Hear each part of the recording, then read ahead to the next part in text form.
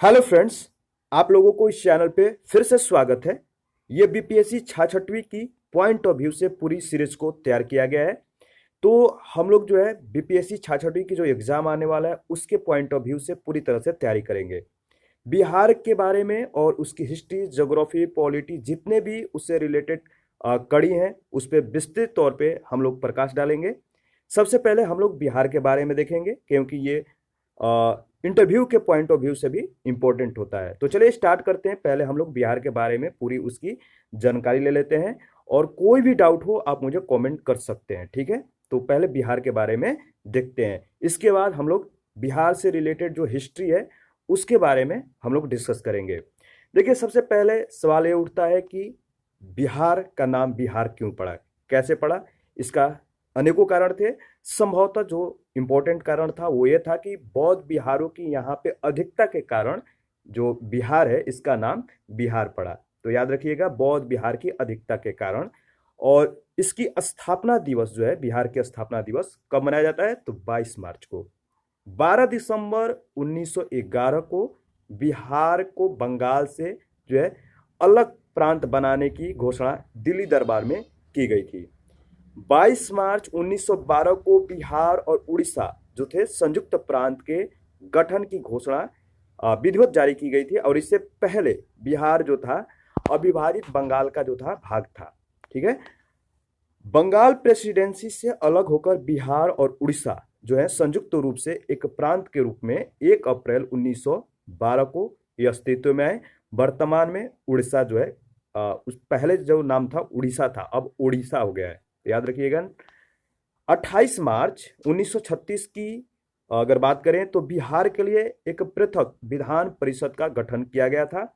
1 अप्रैल 1936 को बिहार और उड़ीसा दोनों जो है अलग अलग राज्य के रूप में अपना अस्तित्व कायम किए। 25 अप्रैल 2000 को पृथक राज्य झारखंड के गठन के लिए बिहार राज्य पुनर्गठन विधेयक 2000 को स्वीकृति प्रदान की गई।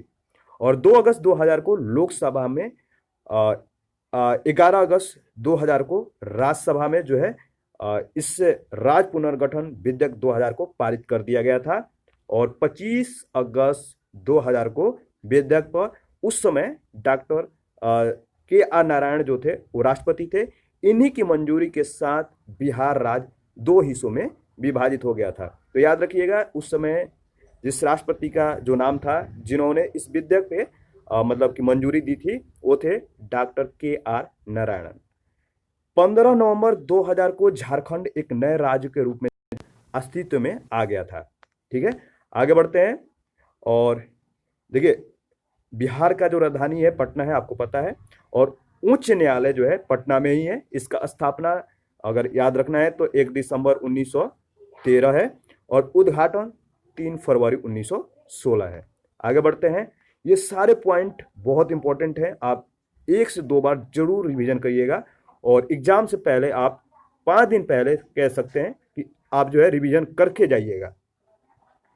क्षेत्रफल की दृष्टि से अगर हम बात करें तो बिहार का जो भारत में राज्य हैं उनके अनुसार भारत में इसका 12वां स्थान आता है। जम्मू और कश्मीर पुनर्गठन के पश्चात की बात है, सबसे बड़ा राज्य है। और राज्य और केंद्र शासित प्रदेशों को समग्र रूप से अगर इसकी गणना करें यानी इसका नंबर जारी करें तो ये 13वां स्थान पे आता है। इसमें जो है लद्दाख केंद्र शासित प्रदेश को शामिल करने के पश्चात इसका जो है स्थान 13वां है। तो भारत का राज्यों में जो है 12वां स्थान आता है। और राज्य और जिला यानी जो केंद्र शासित प्रदेश है इनको अगर मिलाकर इसका स्थान देखा जाए तो एक स्थान बढ़ जाता है, वो 13वां स्थान हो जाता है। जनसंख्या की दृष्टि से बिहार जो है तीसरे स्थान पे है 2011 की जनगणना के अनुसार। और बिहार का राजकीय जो भाषा है क्या है, हिंदी है। और द्वितीय राजकीय जो भाषा है उर्दू है। राजकीय प्रतीक के बारे में अगर बात करें तो बिहार का राजकीय जो वृक्ष है वो है पीपल। राजकीय पुष्प जो है वो है गेंदा। और राजकीय पशु जो है बैल है। याद रखिएगा 2013 से पहले रीछ था, ये इंपॉर्टेंट है क्योंकि आपको यहाँ पे कंफ्यूजन हो सकता है। राजकीय जो पक्षी है वो है स्पैरो यानी गौरैया, पहले नीलकंठ और नक्ता थे। भौगोलिक परिदृश्य के बारे में अगर बात करें तो बिहार का जो अक्षांशीय विस्तार है वो है 24 डिग्री 10 मिनट 11 सेकंड से 25 डिग्री 31 मिनट 15 सेकंड उत्तरी अक्षांश। और देशांतरीय विस्तार के बारे में अगर बात करें तो 83 डिग्री 19 मिनट 50 सेकंड से 88 डिग्री 17 मिनट 40 सेकंड पूर्वी देशांतर है।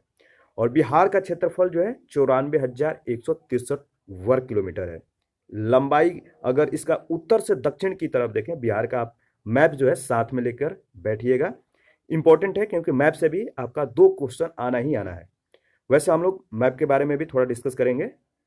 तो बिहार का जो लंबाई है उत्तर से दक्षिण 345 किलोमीटर है और चौड़ाई जो है पूरब से पश्चिम 483 किलोमीटर है। शहरी जो क्षेत्रफल है बिहार का वो है 1095.49 वर्ग किलोमीटर और ग्रामीण क्षेत्रफल जो है वो है, आप देख सकते हैं, 92,257.51 वर्ग किलोमीटर। समुद्र तल से इसकी जो ऊंचाई है 173 फीट है और सामान्य जो वर्षण है कितना है 1205 यानी 1205 मिलीमीटर। ठीक है, 2017-18 में ये था 994.4 mm। औसत वर्षा जो दिवस है 52 यानी लगभग कह सकते हैं एक वर्ष में इसका 52.5 दिन औसत वर्षा दिवस है। अगर इसका जो औस्थिति है बिहार का, इसके बारे में थोड़ा अगर डिस्कस करें तो बिहार जो है भारत के पूर्वी भाग में स्थित है। यानी बिहार जो अब इंडिया का मैप निकालिएगा तो उसमें बिहार जो है पूर्वी मतलब की दिशा में स्थित है। यह एक भू आवेष्टित राज्य है। यह उत्तर में नेपाल देश से, दक्षिण में झारखंड से और पूरब में झारखंड और पश्चिम बंगाल और पश्चिम में उत्तर प्रदेश राज्य से घिरा हुआ है। तो याद रखिएगा ये एक देश के साथ अपना सीमा जो है साझा करता है, नेपाल देश के साथ। दक्षिण में झारखंड है और पूरब में झारखंड और पश्चिम बंगाल आ जाते हैं और पश्चिम में उत्तर प्रदेश।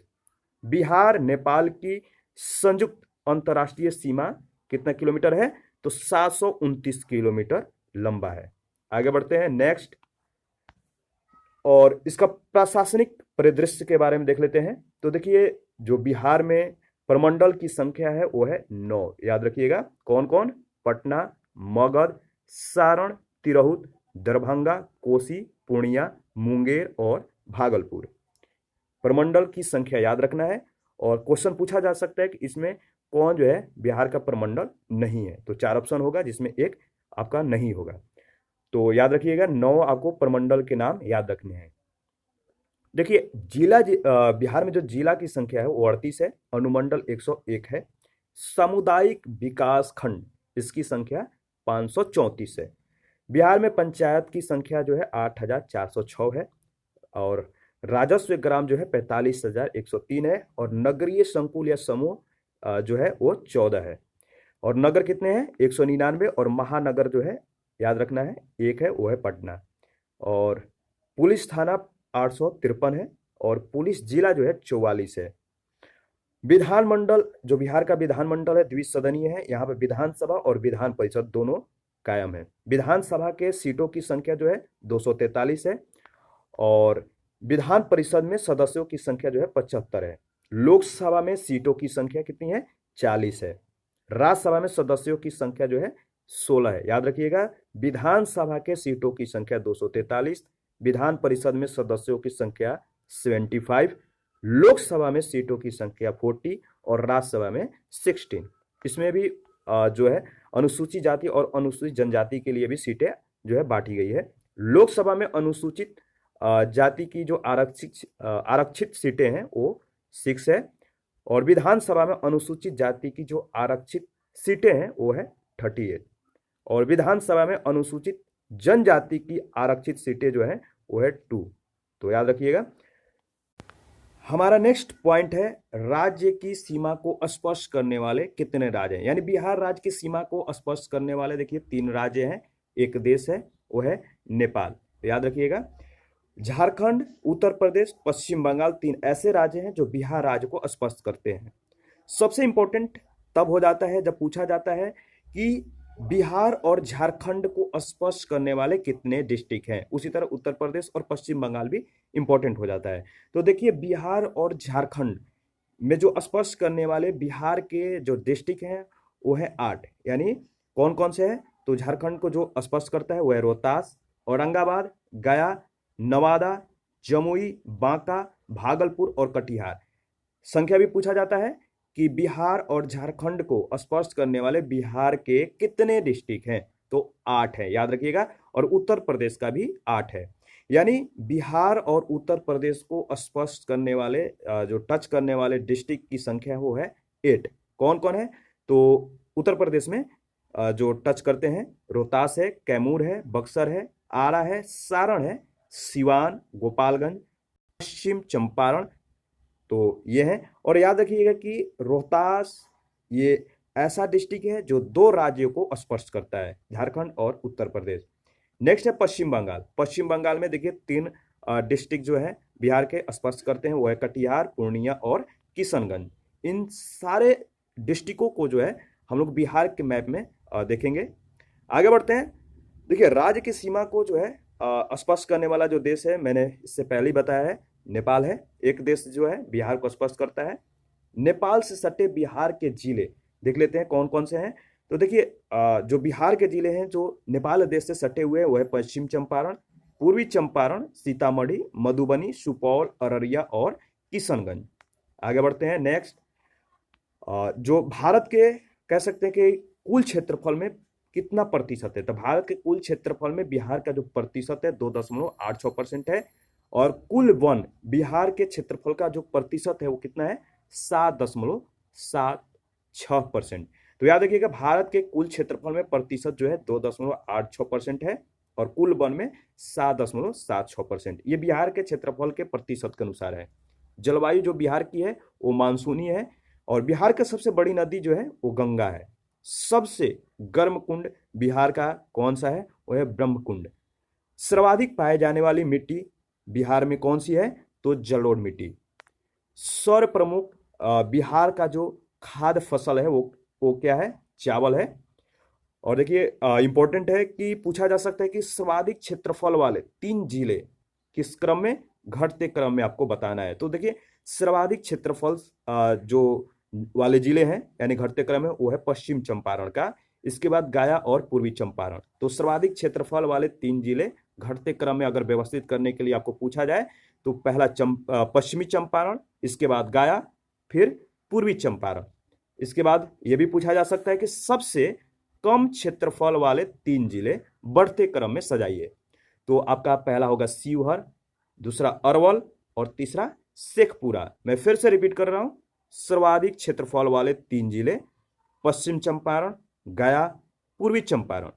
सबसे कम क्षेत्रफल वाले 3 जिले शिवहर, अरवल, शेखपुरा। ये देखिए इंपॉर्टेंट है। आपको मैं बता दूं कि आप पिछला यानी प्रीवियस ईयर का जो 65वीं एग्जाम हुआ था बीपीएससी का, उसका पेपर उठा के देखिएगा तो आपको इस तरह के क्वेश्चन बहुत सारे मिल जाएंगे। कम से कम 20 से 25 एवं क्वेश्चन है, मतलब बिहार से रिलेटेड। तो इंपॉर्टेंट है, ध्यान से इसको रिवीजन करते रहिए। जनगणना देखिए इसमें जो इम्पोर्टेंट है 2011 के अनुसार बिहार की जो जनगणना है, इसमें जो इम्पोर्टेंट होगा, ज़्यादा डेटा है तो उतना हम लोग याद नहीं करेंगे, लेकिन जो इम्पोर्टेंट है उस पर हम लोग एक नज़र डालेंगे। कुल जनसंख्या अगर आपको मोटा मोटी याद रखना है तो याद रखिएगा 10.41 करोड़, ठीक है, जिसमें पुरुष जनसंख्या आपको 5 करोड़ यानी 5.5 करोड़ लगभग मान सकते हैं, और महिला जनसंख्या 4 करोड़ 98 लाख है, ऐसा कुछ मान सकते हैं।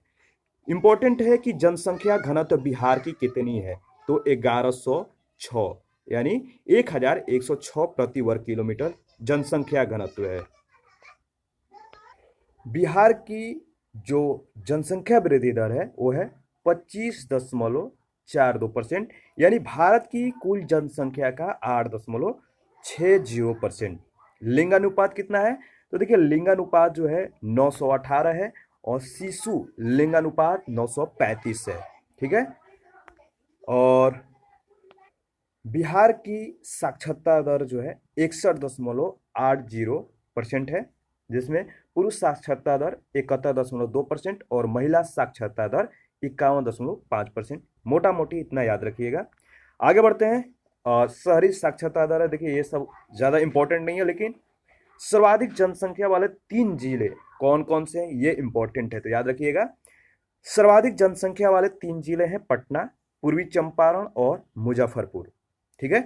न्यूनतम जनसंख्या वाले 3 जिले का नाम आपको बताना है। पहला है शेखपुरा, दूसरा शिवहर, तीसरा जो है अरवल। सर्वाधिक जनघनत्व वाले 3 जिले का नाम आपको बताने हैं। तो सर्वाधिक जनघनत्व वाले 3 जिले हैं, पहला है शिवहर, दूसरा पटना, तीसरा दरभंगा। उसी तरह न्यूनतम जनसंख्या घनत्व वाले 3 जिले का नाम आपको बताने हैं। पहला है कैमूर, दूसरा जमुई और तीसरा बांका। ठीक है, आगे बढ़ते हैं। नेक्स्ट है सर्वाधिक लिंगानुपात वाले 3 जिले कौन कौन से हैं। तो सर्वाधिक लिंगानुपात वाले 3 जिले, पहला स्थान आता है गोपालगंज का, दूसरा सिवान का और तीसरा सारण का। नेक्स्ट है न्यूनतम लिंगानुपात वाले 3 जिले का नाम आपको बताने हैं। तो पहला है मुंगेर, दूसरा भागलपुर और तीसरा जो है खगड़िया। नेक्स्ट है सर्वाधिक साक्षरता दर वाले 3 जिले। तो रोहतास पहले नंबर पे है, इसके बाद पटना, फिर भोजपुर का स्थान आता है। और न्यूनतम साक्षरता दर वाला जो 3 जिला है वो है पूर्णिया, सीतामढ़ी, कटिहार। देखिए, सर्वाधिक पुरुष साक्षरता और महिला साक्षरता वाला जो जिला है वो है रोहतास, याद रखिएगा। और न्यूनतम पुरुष साक्षरता जो दर वाला जिला है वो है पूर्णिया, और न्यूनतम महिला साक्षरता वाला जो जिला है वो है सहरसा। चलिए एक बार मैप का जो है ओवरव्यू ले लेते हैं। तो मैं छोटा करता हूँ मैप को। देखिए, यहाँ पे आपको 2-3 बातें जो है याद रखना है।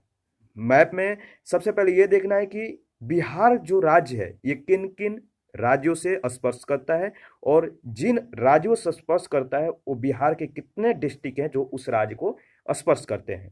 तो देखिए, ऊपर में है आपका पश्चिमी चंपारण, जो सर्वाधिक क्षेत्रफल वाला जिला है। ये आपका जो है नेपाल से लेके आपको इधर किशनगंज तक जो है नेपाल, पश्चिमी चंपारण से किशनगंज तक जो है ये नेपाल को स्पर्श करने वाला डिस्ट्रिक्ट है। इसमें जो है शिवहर सबसे, यहाँ पर आप देख सकते हैं शिवहर है, ये सबसे कम क्षेत्रफल वाला जिला है और सर्वाधिक जन घनत्व वाला भी जिला है। मधेपुरा जो है ये इंपॉर्टेंट है, ये सर्वाधिक दशकीय जनसंख्या वृद्धि दर वाला जिला है। और सहरसा यहीं पे है, न्यूनतम महिला साक्षरता दर यहीं पे है।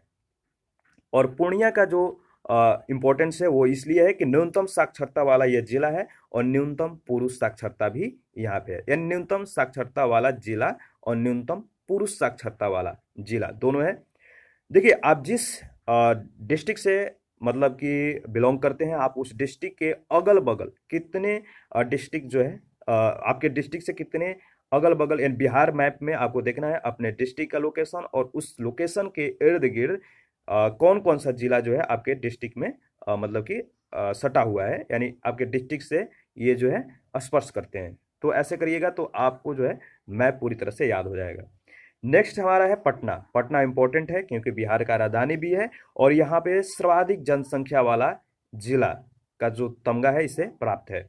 और सबसे बड़ा शहर जो है ये, या महानगर कह सकते हैं या मेट्रोपॉलिटन शहर भी कह सकते हैं, पटना ही है। और जो कैमूर है, भभुआ, ये न्यूनतम जन घनत्व वाला जिला है। और जो रोहतास है ये बहुत इंपॉर्टेंट है, यहाँ पे सर्वाधिक महिला साक्षरता दर, पुरुष साक्षरता दर और सबसे ज़्यादा साक्षरता दर वाला ये जिला भी है, तो याद रखिएगा। और शेखपुरा जो है ये न्यूनतम जनसंख्या वाला जिला है, ठीक है। और मुंगेर ये न्यूनतम लिंगानुपात वाला जिला है, ठीक है। आगे बढ़ते हैं। नेक्स्ट हमारा है कुछ, देखिए यहाँ पे जो दिया गया है जिला और क्षेत्रफल और जनसंख्या, तो ये ज़्यादा इंपॉर्टेंट नहीं है। आगे बढ़ते हैं। इसके बाद देखिए महत्वपूर्ण तथ्य है बिहार से रिलेटेड, तो इसके बारे में पहले हम लोग डिस्कस करेंगे। देखिए, पहला जो महत्वपूर्ण तथ्य है कि पटना जिला के फतुहा स्थल के समीप गंगा में मिलने वाली जो सहायक नदी है उसका क्या नाम है, तो पुनपुन, ठीक है। फतुहा स्थल के समीप जो है गंगा में मिलती है पुनपुन, यानी सहायक नदी है। भारत में बिहार का जो जूट उत्पादन में स्थान है वो कौन सा है, तो दूसरा। त्रिवेणी नहर का जो उद्गम होता है कहां से होता है, तो गंडक नदी से होता है। कैमूर का पठार किस लिए प्रसिद्ध है, तो चूना पत्थर के लिए। अनुपम जो झील है ये बिहार के किस जिले में है, तो अनुपम झील जो है ये कैमूर में है। बिहार का सबसे बड़ा वन्य जीव अभयारण्य कौन सा है? तो कैमूर वन्य जीव अभयारण्य। बिहार का भौगोलिक क्षेत्रफल कितना है? तो 94,163 वर्ग किलोमीटर। बिहार की सुमेश्वर या सोमेश्वर पर्वत श्रेणी का निर्माण किस काल में हुआ है? तो प्लीटोसीन काल में हुआ है, याद रखिएगा, ये इंपॉर्टेंट है। बिहार में राष्ट्रीय राजमार्गों की कुल लंबाई सड़क परिवहन और राजमार्ग मंत्रालय भारत सरकार के अनुसार 5,358 किलोमीटर 31 मार्च 2019 तक की ये पूरी डेटा है। जबकि बिहार आर्थिक समीक्षा के अनुसार अगर बात करें तो इसकी लंबाई 4,917 किलोमीटर है सितंबर 2019 तक। छोटा नागपुर के जंगल की जो मुख्यतः वनस्पतियां हैं वो कौन सी हैं? पर्णपाती प्रकार की, ठीक है। गौतम बुद्ध वन्य जीव अभयारण्य और राष्ट्रीय उद्यान कहाँ पे अवस्थित है? तो बिहार के गया जिले में। वर्तमान में यानी 2020 में बिहार में कुल जिलों की संख्या कितनी है? तो 38 है, याद रखिएगा, इंपॉर्टेंट है, बहुत बार पूछे जा चुके हैं। बिहार की प्रमुख खाद्य फसलें कौन कौन सी है? तो चावल, गेहूं और मक्का। बिहार राज्य का देशांतरीय विस्तार आपको बताना है। तो देखिए इसका देशांतरीय विस्तार 83 डिग्री 19 मिनट 50 सेकंड पूर्व से 88 डिग्री 17 मिनट 40 सेकंड पूर्व देशांतर तक विस्तार है, ठीक है। आगे बढ़ते हैं और नेक्स्ट है हमारा, बिहार को स्पर्श करने वाला जो भारतीय राज्य है वो कौन कौन से है? उत्तर प्रदेश है, पश्चिम बंगाल है, झारखंड है और एक देश है वो है नेपाल, जो बिहार को स्पर्श करता है। गंडक, घाघरा और सोन नदी गंगा में क्रमशः मिलती हैं। पहलेजा जो पटना, रेविलगंज ये सारण और विगवारा पटना के पास जो है ये मतलब कि मिलती हैं। आर्थिक समीक्षा 2019-20 के अनुसार जो है वर्ष 2017-18 में बिहार की शस्य गहनता कितनी है? तो याद रखिएगा 144% है। कितना मतलब कि शस्य गहनता कितना है 2019-20 के आर्थिक समीक्षा के अनुसार? अगर आपने बिहार की जो आर्थिक समीक्षा देखा है तो उसमें आपको पता चल जाएगा 144% जो है शस्य गहनता है। बिहार सरकार के वाणिज्यिक और उद्योग मंत्रालय के द्वारा विकसित निर्यात संवर्धन औद्योगिक पार्क संबंधित है किससे? तो उच्च स्तरीय और संरचनात्मक सुविधाओं से युक्त निर्यात प्रसंस्करण क्षेत्र से। 2011 की जनगणना के अनुसार अगर बात करें तो जनसंख्या के दृष्टि से बिहार का जो है भारत में स्थान कौन सा है? तीसरा है। तो बिहार का स्थान जनसंख्या के दृष्टि से भारत में तीसरा है। 12 दिसंबर 1911 मील के पत्थर के रूप में जो है बिहार के इतिहास में यह चिन्हित है। यह डेट याद रखिएगा, मील के पत्थर के रूप में जो है यह इंडिकेट किया गया है बिहार के इतिहास में। 22 मार्च 1912 को जारी एक उद्घोषणा के द्वारा बंगाल से जो है बिहार मतलब बंगाल से अलग कर बिहार और उड़ीसा नाम से एक नए राज्य का गठन हुआ था। कब? बंगाल से बिहार और उड़ीसा नामक एक राज्य नए रूप में जो है अस्तित्व में आए थे 22 मार्च 1912 को। सर चार्ल्स स्टुअर्ट बेले और जो है इस राज्य के प्रथम उपराज्यपाल जो है नियुक्त किए गए थे। संयुक्त बिहार यानी उड़ीसा राज्य में विधायी प्राधिकार की स्थापना जो है वो 1913 में हुई थी और 29 दिसंबर 1920 को बिहार उड़ीसा राज्य को राज्यपाल के शासन वाला प्रांत बनाने का गौरव जो है प्राप्त हुआ। श्री सत्येंद्र प्रसन्न बैरोन सिन्हा जो है ये राज्य के प्रथम भारतीय राज्यपाल नियुक्त किए गए थे। 1920 में लेजिस्लेटिव काउंसिल के भवन का निर्माण शुरू हुआ था और यह उसी वर्ष जो है बनकर तैयार भी हो गया था। संयुक्त बिहार और उड़ीसा राज्य के अंतिम राज्यपाल जो है उनका नाम क्या था? Sir James David Sefton. यानी ये जो थे बिहार और उड़ीसा राज्य के अंतिम राज्यपाल हुए थे।